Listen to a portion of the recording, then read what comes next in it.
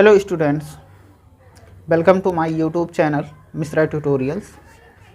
From today onwards, we are going to start class 10th Maths Chapter 1 Real Numbers. जी हाँ, आज से हम कक्षा 10 का गणित का पहला अध्याय वास्तविक संख्याएं शुरू करने जा रहे हैं। यह वीडियो बाइलिंगुअल है, जिसमें आप CBSE बोर्ड के छात्र हैं तब भी पढ़ाई कर सकते हैं, और अगर आप यूपी बोर्ड के छात्र हैं यानी हिंदी माध्यम से पढ़ते हैं तो भी आप पढ़ सकते हैं। जैसा कि इस अध्याय का नाम है रियल नंबर्स वास्तविक संख्याएं, तो सबसे पहले तो हमें रियल नंबर्स के बारे में सीखना होगा। रियल नंबर्स के बारे में जानने के लिए, रियल नंबर्स के बारे में सीखने के लिए मैंने डिस्क्रिप्शन में लिंक दे रखा है, जिसमें आप क्लास 9 चैप्टर 1 नंबर सिस्टम जाके पढ़ सकते हैं और वहाँ पे आपको रियल नंबर्स का डेफिनेशन मिल जाएगा। Class 10th maths chapter 1 real numbers का जो पहला टॉपिक है वो है यूक्लिड डिवीजन लेमा, जिसको हम हिंदी में यूक्लिड की विभाजन परिमेयिका कहते हैं।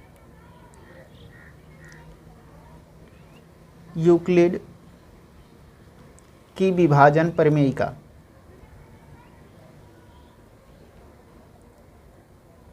आपको घबराने की ज़रूरत नहीं है,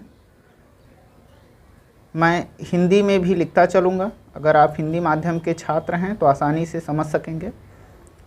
सबसे पहले तो आपको यहाँ ये समझना होगा कि परिमेय और परिमेयिका में क्या अंतर होता है।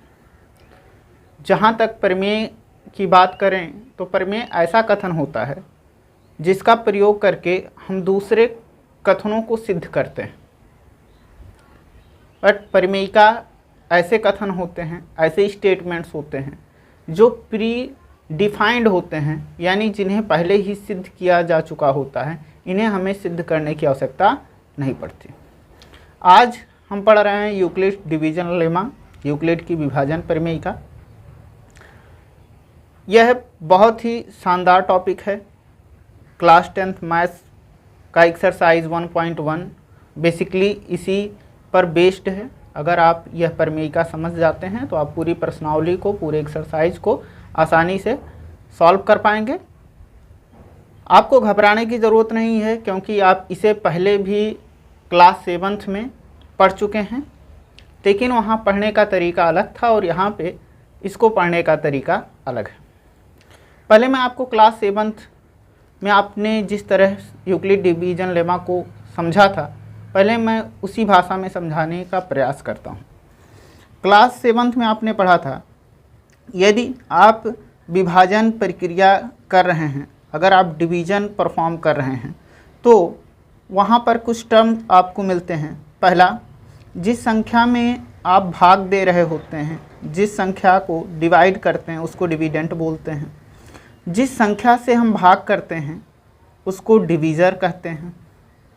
जितनी बार हम भाग करते हैं उसको कोटिएंट बोलते हैं, और अंत में जो बच जाता है उसे हम शेषफल यानी रिमाइंडर कहते हैं। इसी को हिंदी में भाज्य डिविडेंट को, भाजक डिवीज़र को, भागफल कोटिएंट को और शेषफल रिमाइंडर को कहा जाता है। आप सबने इसे कक्षा 7 में पढ़ रखा है और आप इसे समझते भी हैं। इसका एक उदाहरण लेके मैं आपको समझाता हूँ। मान लो हमारे पास कोई संख्या है 15, जिसे मुझे 4 से भाग करना है। अगर हम 15 को 4 से डिवाइड कर रहे हैं तो हम 4 का टेबल 3 टाइम्स रीड करेंगे, तो 4 3 जा 12 और हमारे पास रिमाइंडर बचेगा 3। यहाँ पे जो डिविडेंट है वो 15 है, जो डिवीज़र है वो 4 है। डिविडेंट यानी जिसमें भाग कर रहे हैं, डिवीज़र जिस संख्या से भाग कर रहे हैं, और जितनी बार भाग करते हैं वो कोटिएंट होता है। लास्ट में जो बच जाता है उसे हम रिमाइंडर यानी शेषफल कहते हैं। तो यहाँ आप देख सकते हैं, भाजक और भागफल का गुणा करने पर, डिवीज़र और कोटिएंट का गुणा करने पर, उसके बाद उसमें शेषफल यानी रिमाइंडर जोड़ देने पर हमारे पास डिविडेंड यानी भाज्य की वैल्यू आ जाती है, भाज्य का मान हमें पता चल जाता है। इसी बात को यूक्लिड डिवीजन लेमा में कुछ इस तरीके से समझाया गया है कि given two positive integers a and b, अगर कोई दो धनात्मक पूर्णांक a और b दिए गए हों, there exist unique integers q and r, तो वहाँ पर दो अद्वितीय धनात्मक पूर्णांक भी होंगे q और r, और ये इस तरीके से होंगे कि a equal to b q plus r को ये सेटिस्फाई कर रहे होंगे, यानी भाज्य बराबर भाजक गुणे भागफल प्लस शेषफल। इसी चीज़ को यहाँ a डिविडेंट है, b डिवीजर है, q कोटिएंट है और r रिमाइंडर है। साथ ही साथ एक कंडीशन दिया हुआ है कि जो रिमाइंडर की वैल्यू है, जो शेषफल का मान है, वो शून्य हो सकता है, शून्य से बड़ा भी हो सकता है, लेकिन b से बड़ा नहीं हो सकता, ये सदैव b से छोटा होगा। b मतलब डिवीजर यानी भाजक, जिस संख्या से हम भाग कर रहे हैं हमेशा उससे शेषफल का मान छोटा होता है, उससे कभी बड़ा नहीं हो सकता। इसको हम समझते हैं। अगर हम 15 को 4 से डिवाइड कर रहे थे तो हमारे पास रिमाइंडर 3 था। ये जो रिमाइंडर 3 है ये इस 4 से छोटा है लेकिन 0 से बड़ा या उसके बराबर है। आप विभिन्न संख्याओं के उदाहरण लेके देख सकते हैं। अगर आप किसी संख्या को 4 से भाग कर रहे हैं, किसी संख्या को 4 से विभाजित कर रहे हैं, तो जो शेषफल का मान होगा वो या तो 0 होगा या 1 होगा या 2 होगा या फिर 3 होगा। इसके उदाहरण हैं, अगर आप 8 को 4 से भाग करोगे तो उस समय शेषफल आपको 0 मिलेगा। अगर आप 9 को 4 से भाग करोगे तो शेषफल 1 मिलेगा। अगर आप 10 को 4 से भाग करोगे तो शेषफल 2 मिलेगा। अगर आप 11 को 4 से भाग करते हैं तो शेषफल 3 मिलता है। फिर जैसे ही आप 12 को 4 से भाग करेंगे दोबारा से आपको शेषफल 0 मिलेगा। 13 को 4 से भाग करने पर शेषफल 1 मिलेगा। 14 को 4 से भाग करने पर शेषफल 2 मिलेगा और 15 को शेषफल 4 से भाग करने पर शेषफल 3 मिलेगा। पुनः जैसे ही आप 16 को 4 से भाग करेंगे दोबारा से आपको शेषफल 0 मिल जाएगा। तो यहाँ हमने देखा कि अगर किसी भी संख्या को हम 4 से भाग करते हैं तो 4 शेषफल हो सकते हैं। इन चारों में से कोई एक, चाहे वो 0 होगा या फिर 1 होगा या फिर 2 होगा या फिर 3 होगा, लेकिन ये कभी 3 से बड़ा नहीं हो सकता, यानी ये हमेशा 4 से छोटा ही होगा। तो शेषफल का जो मान होता है वो 0 के बराबर या 0 से बड़ा हो सकता है, लेकिन कभी भी भाजक से बड़ा नहीं हो सकता, सदैव भाजक से छोटा ही रहेगा। अब हम यूक्लिड डिवीजन एल्गोरिथम, यूक्लिड विभाजन प्रमेयिका का प्रयोग करके किन्हीं दो संख्याओं का महत्तम समापवर्तक यानी एचसीएफ फाइंड करना सीखेंगे। तो हम सीखने वाले हैं finding HCF of two numbers using Euclid division lemma. बहुत ही आसान है, ये भी आप पहले पढ़ चुके हैं, जिसे आप महत्तम समापवर्तक निकालने की भाग विधि कहते थे, मतलब long division method finding HCF. देखिए, यदि हमारे पास दो संख्याएं हैं जिनका हमें एचसीएफ फाइंड करना है, फॉर एग्जांपल हमको 12 और 18 का एचसीएफ फाइंड करना है।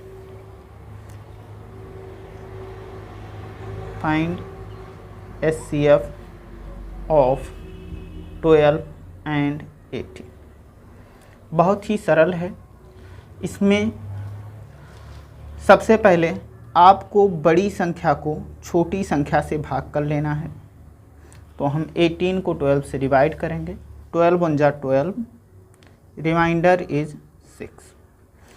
अब जो शेषफल आया है उससे पिछले डिवीजर को डिवाइड करना है। तो अब हम लास्ट डिवीजर हमारा था 12, अंतिम बार जो हमारा भाजक था वो था 12, उसको हम 6 से डिवाइड करेंगे। 6 × 2 = 12, रिमाइंडर इज 0। यह प्रक्रिया हम तब तक दोहराते हैं जब तक कि हमको शेषफल यानी रिमाइंडर का मान 0 नहीं मिल जाता। तो यहाँ हमने देखा, अगर इसको हम यूक्लिड डिवीजन लेमा के फॉर्म में लिखें तो हम यहाँ ऐसे लिखेंगे, a को 18 को हम a कहेंगे और 12 को हम b कहेंगे, यानी डिविडेंड को a मानेंगे और डिवीजर को b मानेंगे। तो a means 18 equal to b यानी 12 इंटू 1 प्लस 6।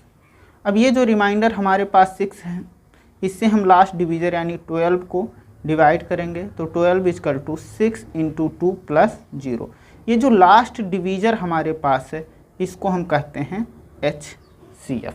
तो यहाँ हमने यूक्लिड डिवीजन लेमा का यूज करके HCF फाइंड कर लिया। इसी तरीके से आपके एक्सरसाइज में जो भी प्रश्न हैं आप उनका HCF यानी महत्तम समापवर्त आसानी से ज्ञात कर सकते हैं। हम एक और उदाहरण ले लेते हैं।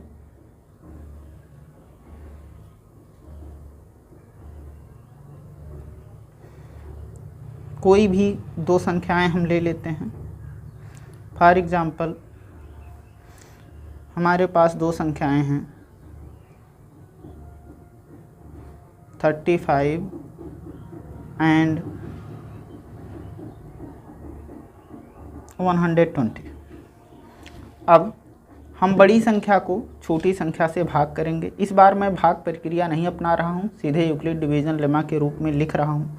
a equal to b q plus r के फॉर्म में लिखूँगा, जहाँ हमारे पास डिविडेंट है 120 और डिवीजर है 35।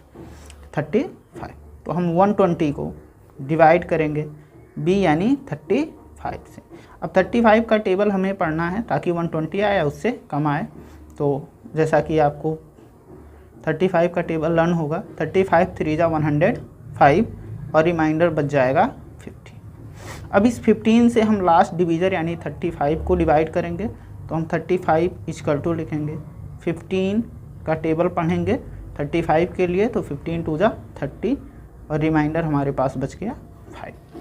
अगेन हम 5 से लास्ट डिवीजर 15 को डिवाइड करेंगे। तो 15 equal to 5 into 3 plus remainder is 0। तो जो लास्ट डिवीजर हमको मिला 5, यही है हमारा HCF। तो HCF of 35 and 120 is equal to 5। That is our answer. तो प्यारे बच्चों, आज की क्लास यहीं पर ख़त्म होती है। अगले वीडियो में हम नए टॉपिक के साथ आपसे दोबारा मिलेंगे। तो तब तक आप यूक्लिड डिवीजन लेमा पर आधारित प्रश्नों को हल करिए। किसी भी क्वेरी के लिए आप हमें कमेंट बॉक्स में मैसेज कर सकते हैं। हम आपको बेहतर से बेहतर सहयोग करने की कोशिश करते रहेंगे।